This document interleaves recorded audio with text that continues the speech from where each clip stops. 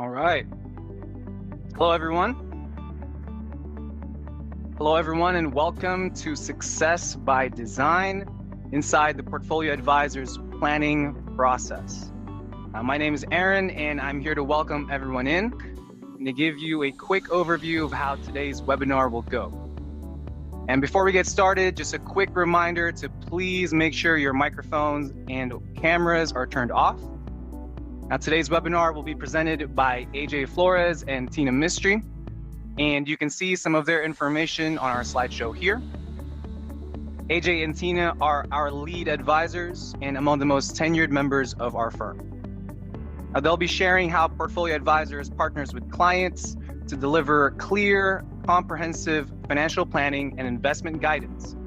They'll also talk about the client experience, how attorneys and CPAs are thoughtfully integrated into that process, and why our approach is designed to support clients throughout every stage of their financial lives. Now, we have a great deal of content to cover today. If you have any questions at any point during the presentation, please feel free to send them directly to me via the Zoom chat. I'll relay them to our advisors as time permits, but we'd be happy to follow up afterward as well. Now, with that said, let's go ahead and get started. Please join me in welcoming our presenters, AJ Flores and Tina Mistry. Thank you, Aaron. As we transition over our slide deck, I just really want to take the time to welcome everybody. We really do appreciate you taking out the time to join us today during your lunch hour to talk a little bit about what we do and how we do it. In terms of serving clients and looking out for them. So we greatly appreciate that. I think AJ is pulling up our slide deck here with our appropriate disclosures. So obviously we just want to share at the beginning that our presentation today is in no shape or form delivering advice, investment or financial advice, but rather kind of more of a case study showing you a little bit about our process. Again, Aaron reiterated some of our housekeeping items, so please feel free to mute yourselves, turn off your cameras, sit back and relax and enjoy, and you're welcome to submit questions via the chat.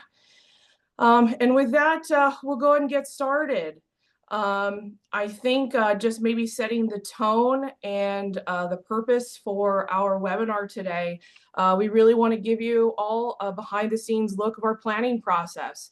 Everything from financial planning to investment advice to estate planning and all the different areas of the financial planning process that we deliver to clients. Give you some thoughtful insights, how we provide clarity and coordination, and really just helping clients make confident decisions. And then, sharing with you maybe towards the end of who really benefits from our approach, and AJ will kind of talk about those things there. So leading into our process, I think it's a good place to start with this idea of that not all financial advisors are created equally. We did a webinar on this in October. This is on our website. We're happy to provide a link to this as a follow-up to our event today. But we far too often come across folks who have been scammed, taken advantage of by people claiming to deliver advice. Maybe they don't have a good experience in some shape or form. So it's important to share, number one, that all financial advisors are not created equal and that they can disguise themselves as simply just investment managers or money managers or insurance agents and that sort of thing. So, really, when seeking financial advice, making sure you understand what that service offering is. Is this person or is this company selling you a product, or are they providing the service? Looking at compensation structure, real briefly, are they commission oriented? Are they earning a commission for selling a product? Or do they provide a fee for service, or maybe a combination of both? Conflicts of interest arise regardless of the compensation type, but it's important to go into the relationship eyes wide open, and understand what the fees are, as well as what possible hidden costs are. And last but not least, doing your homework, background checks, and credentials, making sure appropriate folks are licensed, credentialed, what kind of experience do they have, looking at their SEC filings and other sort of legal documents, and making sure that they have a good track record. What does their background look like? And we've got a great resource around this too that we'd be happy to provide post the webinar as well. Feel free to find this webinar on our website. It is available there for viewing. Additionally, if you'd like, we're happy to send this out via email following our discussion today. Great. Just want to set the stage a little bit before we jump into our process. And I think it's also important to share too that what we're going to share with you today is just how we do things around here. Doesn't mean that it's right or wrong, doesn't mean that other folks are right or wrong, but we're really just sharing you our process and what we feel is a good process for our clients and serving them. So just wanted to maybe share that as well. A little bit about the firm. So we're celebrating our 35th anniversary this year. We're super proud of that. Our firm started in 1990. Gary Leffler, who's our founder, really started actually in the 70s and 80s in the commissionable insurance and mutual fund background. So he had often been working with family and friends and close relationships, and really was just looking for a way to build long-term relationships. This idea of transactional really didn't resonate with him. So he had come across the fee-only model. Advisors were starting to make this jump to independence and charging a fee as opposed to working off of commissions. And then he also came across an investment company called Dimensional Fund Advisors, or DFA for short, which many of you on this call are probably familiar with. So DFA really centers the investment experience around the client. What is in their best interest, providing low-cost investment solutions so that advisors and clients have the ability to work together long-term, as opposed to finding the next best investment solution. So this really resonated with Gary, and that's really sort of what set the trajectory for, the 35 years that we've been in business. We've become more planning oriented, so we very much have an investment focus, but times change, and we've integrated a deeper financial planning process in everything that we do. So we're going to talk about that today. The other thing that's worth mentioning too, that you may not quite see in our sort of process today, is that we're really in it for the long haul with clients. You may not see things like us assisting clients in making decisions around the care facility that they want to move in and making those visits around town, facilitating family meetings when the client wants to make sure their children and grandchildren know that they're taken care of, helping them with home purchases, and helping facilitate, some of those communications between the bank and whatnot. Those are all aspects of our relationship. And like I said, we're looking for deep relationships. We're in it for the long haul with clients as they kind of need us through life's changes. So just wanted to set the tone there. With that said, AJ is going to talk a little bit about what typical clients kind of look like for us. Absolutely. Thank you, Tina. So in our practice, we do find ourselves serving people across really the spectrum of clients, both in California as well as beyond here in the United States. But a lot of our services revolve chiefly around mid-career professionals and business owners. Additionally, we work with retirees, or maybe those preparing for retirement and wanting to be certain of their readiness to transition into that next stage. Additionally, we work with families facing change or transition. Oftentimes, we are one of the first few calls when a major milestone or life change happens, whether it's deciding to set a hard deadline on retirement. Maybe it's welcoming a new child or grandchild and wanting to start some sort of college planning, or maybe it's receiving an unexpected inheritance or navigating a change in career. These chapters often come with both opportunities and questions, and we value serving as a thinking partner for those families facing such transitions. Finally, we value or we work well with people who value an ongoing relationship. What ties most of our clients together is that they are looking for something more of an ongoing relationship, not something that is transactional, not just a quick answer. They want a advisory partner who really knows their story and walks alongside them as they transition between those chapters in their life. That's where we tend to do our best work. So in talking about what we do, I think it's very important to first start at why we do what we do. Here at Portfolio Advisors, our mission is to enrich lives through transformative action. For us, that means helping people make confident, informed decisions about their financial lives. We start by focusing on the relationships. Before we ever open a spreadsheet, talk numbers, we take the time to understand who our clients are as people. What are they worried about? What do they care about? What are they hoping to accomplish in their engagement with an advisor? Not just with the numbers or with their money, but with their time, with their energy. What sort of legacy do they want to leave behind? All of these things contribute to the foundation that really clients come to us with in helping to navigate their finances going forward.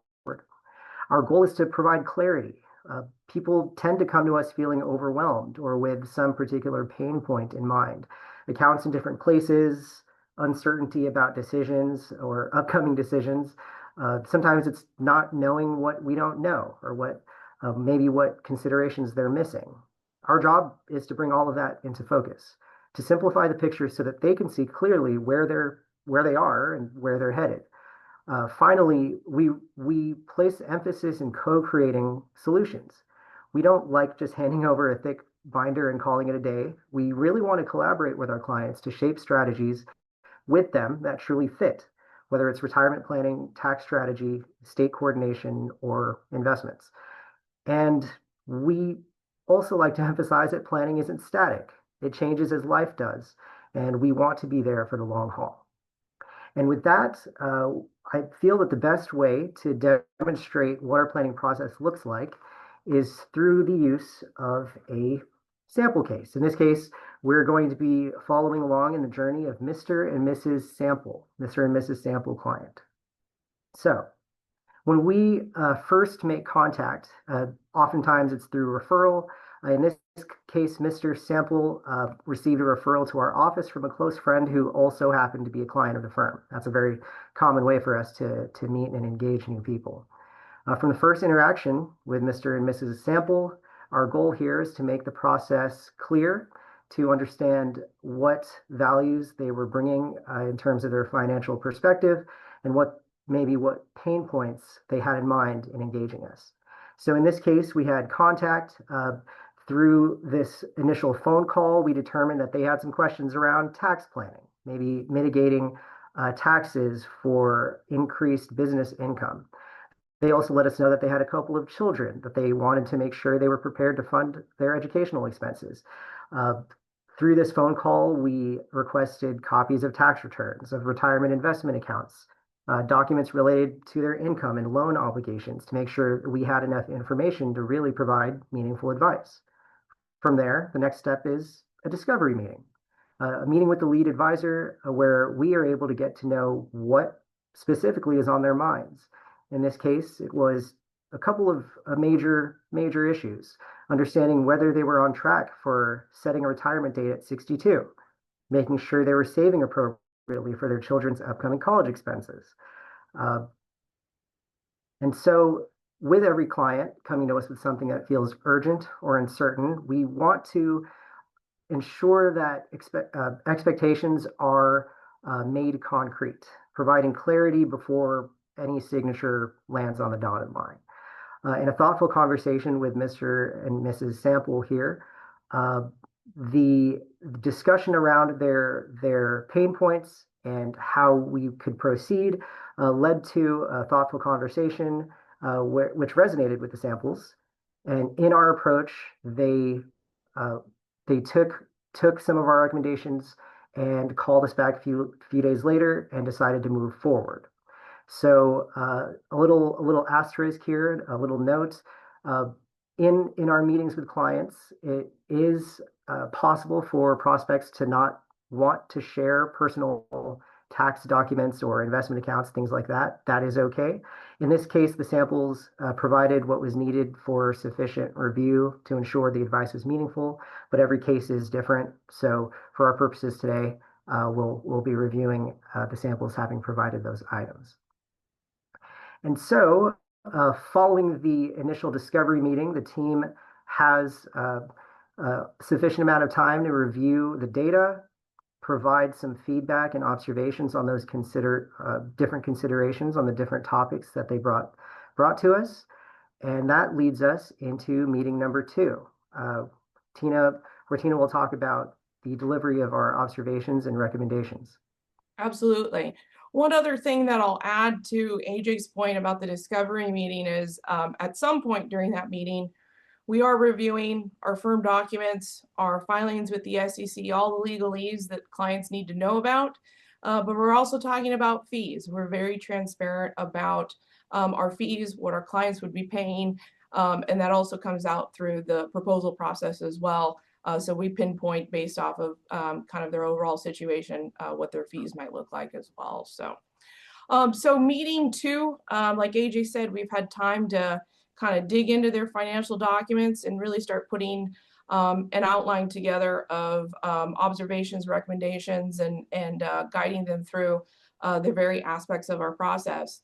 I will say that the best place to start for us in meeting number 2 is playing back to them what they shared with us in meeting 1, what their top priorities are. We talked about that for Mrs. and Mrs. Sample, but also maybe what they're looking for in an advisory relationship. Again, maybe they had an experience where their previous advisor wasn't communicating with them. Maybe they felt that things weren't explained to them very well. Whatever the cases are in terms of maybe those softer items, we're playing back to them maybe what they've shared with us during that first meeting. We then start going over an outline of observations and recommendations in various aspects of financial planning. So on the next slide, we're going to sort of show you the various areas of financial planning that we cover. We talk about, we'll start with a financial plan for Mr. and Mrs. Sample. We'll kind of walk you through some snapshots there of the process. We talk about their investment portfolio. AJ is going to talk a little bit about what our reports even look like, what our philosophy is. We'll talk about tax strategies, so our tax planning process, our tax review process, and then we're going to talk about insurance and estate planning towards the end. These are not necessarily items that maybe Mr. and Mrs. Sample brought up, but these are things that maybe we're proactively looking out for them a little bit further on in the relationship. So with that said, we'll flip over to our next slide, which is just a quick snapshot of our software. We use a software called MoneyGuide Pro. And we start our conversation off with Mr. and Mrs. Sample and their various inputs into their financial plan. So they'll give us statements around Social Security, maybe they have pension income, so they'll go under retirement income, or maybe they have some rental income, whatever the case may be, we throw those in. Investment assets, so their investment portfolios, maybe how much they're saving towards those. Other assets may include properties, vehicles, art collections, whatever the case may be. We'll inventory things like their insurance policies, whether it's life, disability, so on and so forth. If they have stock options, maybe some unique types of assets and unique employer benefits, we'll throw that in there as well. And then liabilities, obviously any forms of debt. Through that particular input process, we're actually able to show them a snapshot of what their net worth is, and that can be kind of nice to track over time. So after we kind of go through the inputs, maybe we clarify things around employer matches and different assets. Maybe they forgot about an account or something like that. It's very important for us to go through the inputs together on that initial meeting.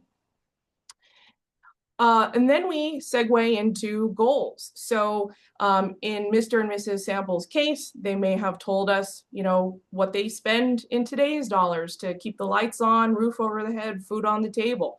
So we start off with the basic living expenses and what they might expect to spend in retirement. Our software does project out for inflation and those types of things, so it's making the assumption using today's dollars. We have assumptions built in around healthcare, what they might be paying in terms of Medicare and supplemental policies. Maybe they're going to be paying off their mortgage at some point, and that's factored into the plan as well. So the goals are divided between needs, wants, and wishes. So I just reviewed the needs. Wants and wishes are kind of where clients get to have a little fun. Maybe they like to travel. Mr. Sample is into sports cars and maybe wants to purchase one every so often in retirement. Mrs. Sample has maybe told us about charitable intent and some of the organizations that she's really passionate about, and she wants to leave a legacy in some shape or form with the assets that they have. So we can start building out these goals and see how that factors into their ability to retire as well as fulfill kind of these extra things in life. So on the next slide, we're going to fast forward in our planning software to what we call the what if page or the what if worksheet. And the way we sort of gauge whether or not someone is ready to retire is using a variety of statistical tests. And we build out various scenarios. You'll see the current scenario there. That column is based off of the inputs that Mr. and Mrs. Sample have given us. No modifications, no changes whatsoever. And then we're able to build out a couple different scenarios based off of maybe various changes that they want to make or that we might suggest. So through that what if worksheet, we're able to run multiple statistical tests that show us the probability of success of them being able to achieve their goals. I'll spare you the details on some of these statistical tests, but the one that we give the most amount of credibility to is something called the Monte Carlo, which is that colorful dial kind of in the middle of the page. So the Monte Carlo test is running about 1,000 different trials, as if you've lived 1,000 different lifetimes. It randomizes rates of return, ultimately to determine how many of those trials are actually successful, meaning that the clients are able to meet their goals and actually potentially have money left over at the end of their lifetimes. So in the current scenario, you can see that that percentage is 88%. Anything above 80%, clients have a high degree of confidence and just plain level of comfort with seeing numbers in that range. Anything below about 70 to 75%, we kind of start having some conversations with clients about what variables can we change. Do they need to dial back the spending? Do they need to save more? Do they need to maybe change their investment allocation, which their returns are affected by that?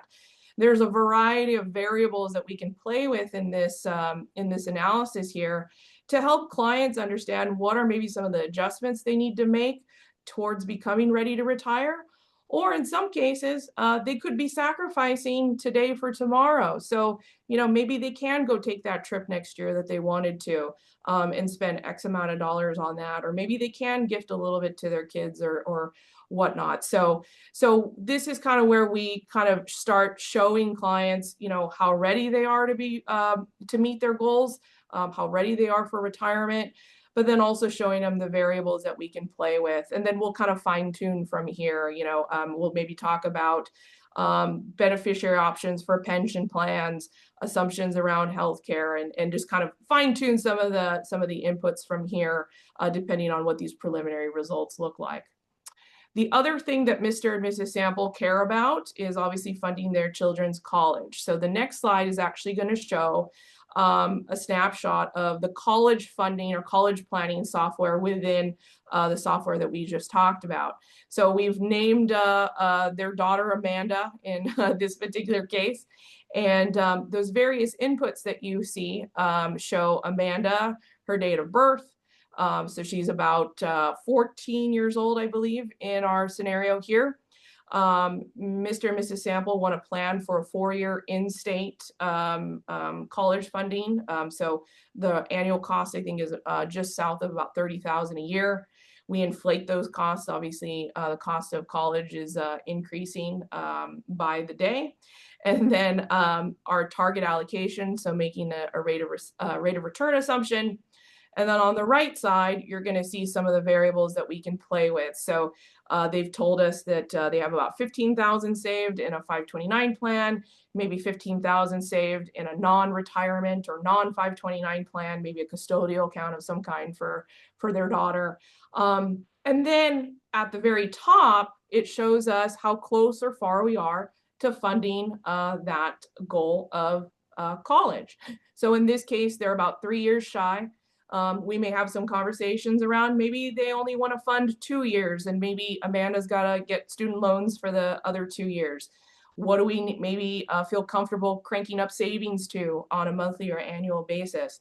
So these inputs in this software here overall, we're able to play with those variables as well to see what it would take to fully fund or partially fund college, and just kind of have some interactive conversation around this. So with that said, you know, kind of concluding the discussion around planning, when we go through our software, we may determine maybe we're missing some information, additional adjustments or edits to the plan. And we really do try to provide candid feedback back and forth. So if a client is really not ready to retire and they're thinking about retiring next year, we're going to tell them, you know, part of our job is to really tell clients maybe what they don't want to hear, but obviously in a professional manner. So having those honest conversations about whether or not they can fund their goals or not, and what they can do about it in the meantime. We have online access to our planning software, which is really helpful. So I often joke with clients about on a Thursday night, open a bottle of wine and have some discussion around your financial plan, and maybe talk through some of those goals and things online. We circle back to the plan a couple times throughout the year or more often as things change. And then we do view planning as a dynamic process. So like AJ said, we're not just going to hand over a binder with hundreds of pages of their plan in it.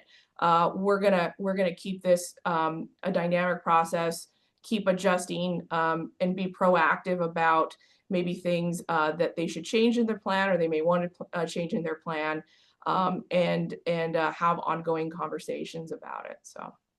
I think that's a really important point, Tina. Like the graphic here shows, Rome wasn't built in a day. Plans, by their very nature, have to change over time, as conditions do. I like to joke with my clients in saying that our goal isn't to get the plan right, it's to get the plan less wrong over time. That means revisiting it as the investment environment changes, or as the tax environment changes, or whatever it is. Plans must change as circumstances do. Great. So with that, with the overall plan presented to Mr. and Mrs. Sample, we can talk about one of the other important legs of the stool here, and that being the investment aspect. So in meeting with Mr. and Mrs. Sample and having that discovery meeting, part of that discussion is going to be introducing our investment philosophy. There are a few different considerations we keep in mind. What level of risk are Mr. and Mrs. Sample comfortable with? For them, that means balancing how much volatility they're comfortable with emotionally and how much risk their plan can realistically handle based on their income needs, their time horizon, their income and resources. So we help them find the right fit between what they can live with, what helps them sleep at night, but also what realistically helps them move closer to their goals. In building portfolios, we construct investment portfolios for global diversification.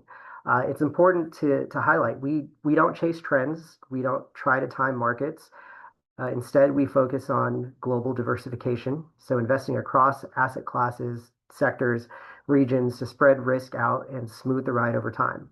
We place an emphasis on cost efficiency. For diversified portfolios, that typically means investing with mutual funds and ETFs.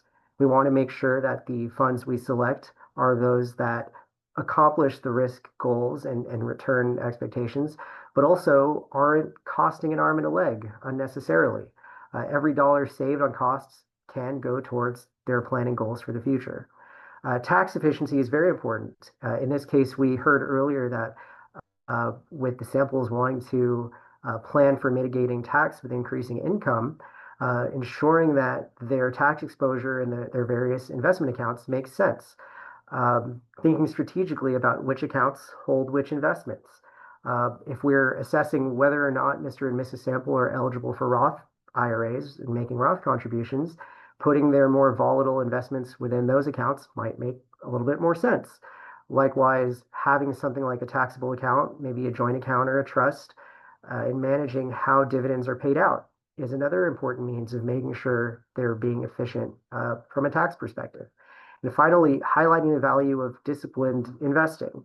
One of our most important roles as advisors is helping clients stay steady through market noise, resisting emotional decisions, keeping the long-term goals front and center. It's hard to compete sometimes with all of the mass number of headlines and seeing those red percentage numbers splashed across your screen. But part of what a strong advisor relationship is for is to help manage those emotional responses and behaviors to help these families avoid the pitfalls that come with that sort of short-term decision making. Here you can see examples of the actual portfolio reports our clients receive. Here, Mr. and Mrs. Sample have both their model portfolio and their holdings report. On these reports, we can see how they're invested with what allocation. Here you can see they are invested with a 60% stock, 40% bond mix. We can see the various asset classes that we include. Again, global diversification means including things like US alongside international and emerging markets. We also have a balance of fixed income, meaning the bond side of the portfolio, which serves as something of a ballast or stability or a little bit more stability compared to stock investments. And we can see how their different accounts are divided up here from a dollar perspective. Their portfolio reports do also include a review of performance over time. We want to review things at least on an annual basis, but we also like to track where they've come from and how much progress they've made. And as you can see through this middle chart here, the ups and downs in the markets do happen, and they do happen with some regularity. But it is keeping an eye on the long-term perspective that really, really can make or break success for the average investor. On your screen are two graphics which illustrate that most important of points that advisors, the role that advisors play in helping clients manage not just their portfolios, but their behavior around those portfolios.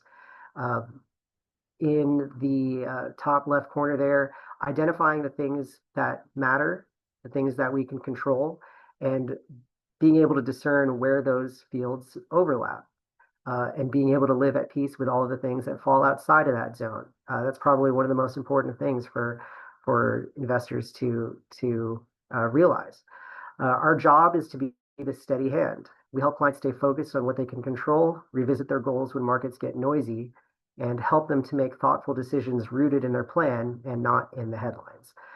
Behavior, more than timing or selection, is what often determines long-term success. The next practice area that the samples had in mind as a priority was their taxes. So Tina is going to talk to us a little about how we approach assisting clients in managing and planning for their taxes. Yeah, so AJ, being the self-proclaimed tax nerd in the office, this is something I could talk about for hours on end, but I will try to keep it brief. So this is an area that we've actually really built out in our service offering over the last several years. The consumer market is really demanding that their financial advisor do some sort of tax planning, do some sort of tax review. So we've really taken that to heart and built that out. And we see an easy sort of relationship between this and how the portfolio is managed and what we should be looking out for. So it makes total sense. So what you're seeing here is a snapshot of a few pages of our annual tax report that we deliver to our clients. So in this particular case, you'll see on the far left, key figures, just high level, what their total income is, deductions, taxable income, what their federal marginal tax bracket is, and so on and so forth. You'll see things on kind of in the middle of the page. How much in the way of capital gains did they realize? Do they have any tax loss carry forward, taxability on Social Security? So just a nice high level. really helps us start the conversation and educate clients on what their tax picture looks like and what these different components mean. So the next page of the tax report digs in a little deeper on where they fall in their marginal tax bracket. This can be really helpful to us in terms of, maybe they increase contributions to their 401k or something like that to help them drop a bracket, or looking out for maybe future issues where they might pop up into a higher bracket. And then looking at capital gains brackets. So obviously, depending on where you fall on your ordinary income bracket, may have an effect on where your capital gains bracket is. So again, being able to look out for these things for clients and really try to explain and educate them in these areas. The next couple pages of the tax report, clients who are getting ready to retire or approaching Medicare age, knowing that their Medicare premiums could go up if their income increases. So this is absolutely vital in terms of planning for retirement. And then again, taxability on Social Security. So if somebody is not being taxed on Social Security and we want to do a Roth conversion, how is that impacting Medicare premiums and Social Security taxability? On the right, you're going to see things that are impacted by modified adjusted gross income. So we rely on this page heavily to see if clients qualify for certain credits, qualify for Roth IRA contributions, deductible IRA contributions, depending on if they're participating in an employer plan or not. So this can be really helpful. And then we kind of utilize this to track certain things on an annual basis and check in with clients to see if they want to do a Roth contribution this year, maybe not this year, maybe next year, that sort of thing. So we can be proactive there. And then the last page is, in addition to disclosures, is observations. So a lot of the observations that I just talked about are summarized here. Sometimes we find that clients are paying underpayment penalties. Sometimes we find that they're getting significant refunds. This is really a starting point for jumping to discussing things with their accountant or CPA and identifying opportunities, identifying strategies that they can take advantage of, and maybe doing some additional planning with their accountant. The next couple pages or the next couple slides I'm going to share here have to do with maybe some more in-depth tax planning with clients. So just like our planning software where we can do scenario analysis, we can do the same thing with tax returns. We input the current scenario, which is their current tax return, and then we can build out additional scenarios. So this particular graphic, if you will, doesn't necessarily pertain to Mr. and Mrs. Sample, but just wanted to show you kind of some of the capabilities where if we increase IRA contributions or increase IRA distributions, like in scenario 2 or in scenario 4, where we increase capital gains realization, how does that affect the bottom line, and trying to be proactive about what the client can do about that when they're maybe taking money out of their portfolio. The next slide, I think, is kind of the continuation of those scenarios. But one of the things I really like about our software is that, on the bottom line, when I kind of play around with the numbers, I can sort of see, okay, what results in a refund, what results in maybe breaking even, what results in maybe a huge tax bill that we absolutely want to stay away from. So again, we can kind of maybe in the example of a Roth conversion or maybe some IRA distributions, we can get to some sort of ballpark range. And that's really a great jumping off point to start collaborating with the CPA or the accountant or tax preparer and show, gosh, this is kind of the range we came up with. What do you think? How might that affect their state taxes? Our software isn't quite there yet in terms of being able to project for state taxes. So those are some of the things around tax planning that we do and what that actually looks like. So again, start some great conversations. The other things that are probably worth mentioning when it comes to the tax return review and that part of our service offering, we really do try to help clients stay organized. So delivering their tax documents to them or their CPA directly when they're getting ready to file their taxes. If there are changes throughout the year that may increase or significantly decrease their income, maybe having a mid-year tax planning meeting with their accountant and possibly even joining them for that meeting if they so wish. So trying to be as proactive as possible and kind of avoid some of those potholes. We do have a secure link where clients and accountants can directly upload their tax return in a secure way as opposed to email. So we encourage folks to do that. And like I said, we really just enjoy being a part of the process with accountants and collaborating. So with that said, I think AJ is going to talk about insurance. Absolutely. So insurance specifically wasn't one of the major pain points that Mr. and Mrs. Sample had during their discovery meeting. However, prudent discussion of the topic makes sense in ensuring that there aren't any major coverage gaps, that there aren't any major risks that haven't been accounted for. In this particular case, Mr. and Mrs. Sample shared a couple of different life insurance policies. You'll see $1 million term life policy and a $500,000 whole life policy. This may include a review of things like homeowners insurance, making sure they have adequate coverage based on the lifestyle and level of assets that they've described.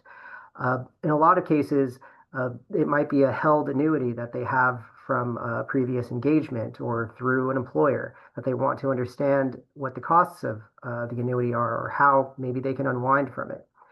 We, again, are not, we're a fee-only firm, so we don't sell products. We don't sell anything on commission, but we do want to make sure we understand the whole picture for a client's financial circumstances, and that does include a review of the insurance.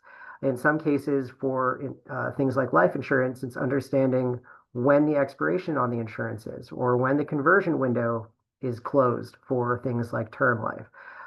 What are the options for conversion, and helping clients navigate that by making phone calls to the insurance providers so that they have somebody in their corner helping them to ask the right questions and shine a light on some of the maybe more obscure areas of insurance riders that they don't maybe know how to navigate on their own. The next aspect of their plan was the estate planning review. For Mr. and Mrs. Sample, they had an estate plan that they did have made, but it was made a number of years ago, maybe just over 10 or 15 years. In much the same way that tax law can change, estate law can change as well. In this case, portfolio advisors worked with Mr. and Mrs. Sample to help bridge an introduction to an estate planning attorney. Portfolio advisors works with a number of estate planning attorneys that we have confidence in and are able to refer clients out to ensure that estate planning documents are up to date, that they capture the changes that happen and transitions that happen in the lives of these families. In this case, Mr. Sample might have acquired a significant business interest that should be accounted for somewhere in his estate plan or succession plan, whatever it looks like. For those of you attorneys here in the audience, you might already understand where that's going. But understanding how the lives of these families transition from one chapter to the next and how that relates to the management of both risk as well as the estate plan is where the financial advisor comes in to help be a central hub for understanding that transition through life and bringing in the appropriate professionals to advise and make sure that they're getting the whole picture on their financial circumstances. And with that, each of those practice areas covered for Mr. and Mrs. Sample, the next steps in the client relationship or in the client engagement. What are the immediate actionable next steps? Who is responsible for them? Are there things that we as the lead advisors are going to be handling on behalf of Mr. and Mrs. Sample? In this case, Mr. and Mrs. Sample decided to come on board, completing our advisory agreement. Clients, after working through the initial proposal process, are welcome to ask any follow-up questions.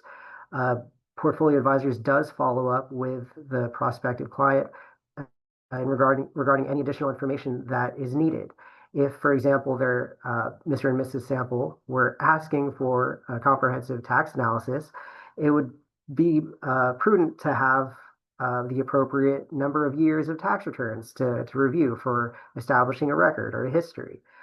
We can't very well perform an investment analysis if we don't have access, for example, to investment account statements for for the various accounts that Mr. and Mrs. Sample hold. So it's in this stage where we're able to make sure we have everything we need to meet the engagement where they need us to be. So in this case, we're able to move on to our onboarding process, which Tina will describe. Oh, Tina, I think you're muted.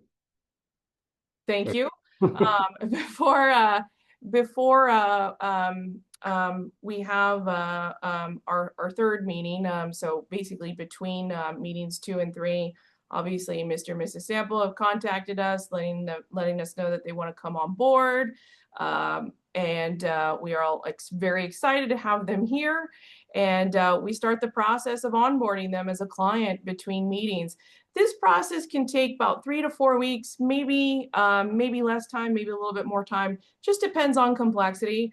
But what I'll say is that after they sign the agreement and we start this process, we keep them updated along the way. We may need additional things from them. We may need them to come in for a brief period of time and make some joint phone calls to insurance companies or annuity companies or things like that. So we're usually communicating between meetings 2 and 3 as we're onboarding them. In terms of just, signing new account paperwork, transfer paperwork, getting their portal set up for their reports, some of the logistics, our client services team is awesome. They communicate with our clients, do so in a timely fashion. We typically introduce Mr. and Mrs. Sample to our onboarding team and make sure that they know who the players are and who to contact for what and what's needed and when they have questions and that sort of thing. As this onboarding piece sort of comes to a conclusion, as the advisors will go back and determine, okay, what are some additional next steps that we need to do? What does our next meeting look like with the client? What do our next several meetings look like with the client in terms of other planning items and things we want to address? So, and then actual meeting number 3 is what we call post-implementation. So we will invite Mr. and Mrs. Sample in. We will review status of any additional administrative items that need to be taken care of, like account transfers and just kind of where things are at. In some cases, this is already concluded. In other cases, there might be some residual items.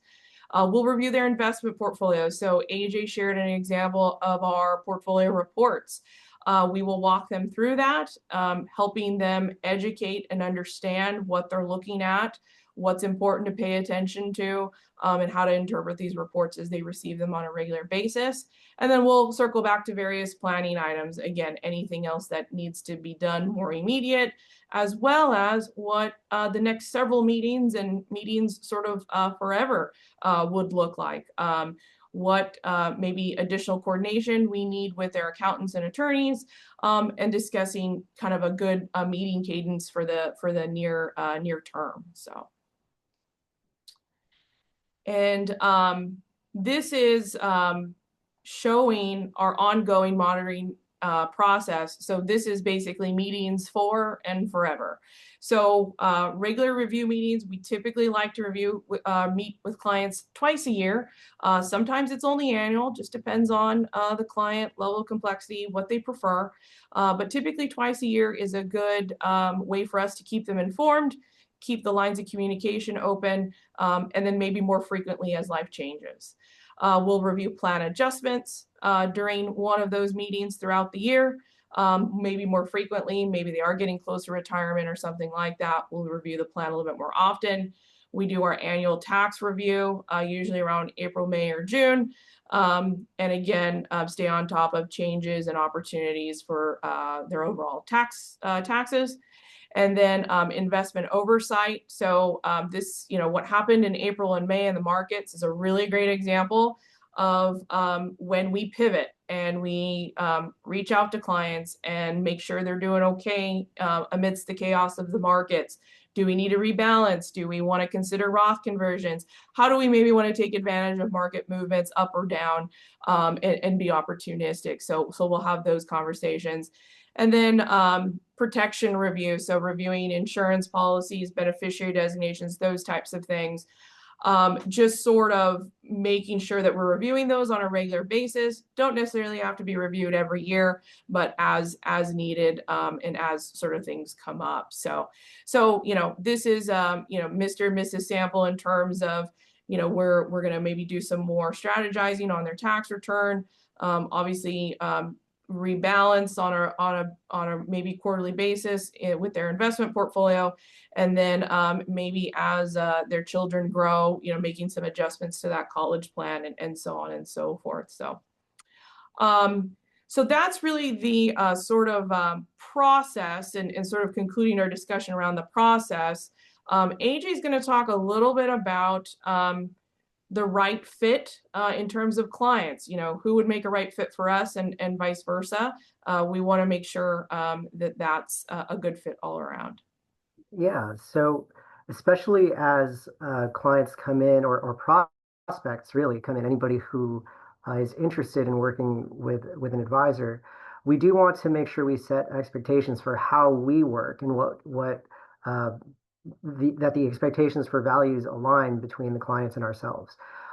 We feel that we do the best work with clients who value partnership. We really do want to be a thinking partner, a strategy partner on the decision making that happens behind the scenes to make sure that the financial goals are being moved, making progress towards those financial goals. We value establishing expectations for a process. Having that regular touch point to make sure that any changes that occur in a family's life are considered and reflected on changes in the plan. Oftentimes, we're the first or second call that a client will make when something changes. If maybe Mr. and Mrs. Sample's daughter decides not to go to state university and decides she wants to pursue a private university instead, well, we should probably sit down and have a conversation about what that changes. Is it reasonable? Or maybe she will have to get some skin in the game and take out a student loan to make sure it all makes sense. We do value clients who seek that engagement. As it says here, our most successful relationships are those clients who see us not as just a transactional sort of entity, but really someone to walk alongside them as the chapters in their lives progress. And finally, we enjoy working with clients who appreciate transparency. In a perfect world, we'd be a great fit for everybody, but it does happen where the expectations for maybe it's investments, and the expectations around what makes an appropriate investment philosophy just aren't aligning. And in that case, it's not the end of the world. We're still happy to meet. We're still happy to point people in the right direction. And sometimes that means referring them out to other financial advisory firms in the area that we can connect them with. So in any case, we believe in the transparency of our expectations, understanding the expectations of the people we work with, and making sure that we are continuing to align with them and act within their best interests. And with that said, we're getting a little close here to the hour, and I want to make sure we leave a little bit of time for questions. So as far as next steps, if there's anything you've heard today that resonates with you, makes you think of someone who might benefit from working with an advisor, or even just having an introductory conversation, feel free to send them our way. We're happy to have conversations. We don't charge for a quick call or a consultation. And if there are any questions that maybe deserve a little bit more of an involved response, you're welcome to reach out to us directly. We do have our contact info here on this screen. You're welcome to reach out to Tina or myself. Again, with any questions, we're happy to address. We also want to thank everybody for coming out and spending time with us this afternoon. I know a lot of you have a busy day. We do want to have a webinar like this on at least a quarterly basis. So as you can see on the left side of the screen, we have a topic for our next upcoming webinar, year-end tax planning strategies. So if you'd like, go ahead and add that to your calendar. We'll be doing it at roughly the same time frame, around noon on that Tuesday, October 7th. We also have a number of different social media platforms that we're on here. As you can see, you can follow us on Instagram. We are on Facebook, and we do have a LinkedIn. Feel free to follow us there for updates on the company, for educational resources. We like to post articles or tips depending on what season or theme we find ourselves in. And it also will keep you apprised of upcoming events, things like our next webinar or even our 35th anniversary celebration for the company coming up later this year. And with that, thank you all so much for joining Tina and I and our team here. We really do value having that relationship with our community and wanting to be accessible to anyone who may benefit from a conversation. And Aaron, I'll leave some. I've left some room here for questions if there are any questions. If not, Tina, we can close out here. Yeah, no questions. No questions. Okay. So If there are any pressing questions, again, feel free to reach out to us with our contact info on the screen. But with that, thank you all so much for your time. We will be following up our webinar today with recordings, which you should be getting to your email addresses that you used to sign up. And yeah, Tina, any last words, last remarks? No, I just wanted to say thank you for everyone for joining. Seeing a lot of familiar names on our call today. So again, we appreciate you spending some extra time with us, and hopefully you found this valuable. You're welcome to share this with anyone that you know that might find value in what we do. We welcome coffee appointments, lunch appointments, especially with attorneys and accountants, so that we can get to know each other and make sure we're providing value to clients. And that I think that goes as well for client referrals and those types of things. So no, just want to say thank you, and pleasure spending an hour with you. All right. Well, thank you all again. Have a wonderful day, a great weekend. Stay safe, and we'll see you next time. Have a nice weekend, everyone. Bye-bye.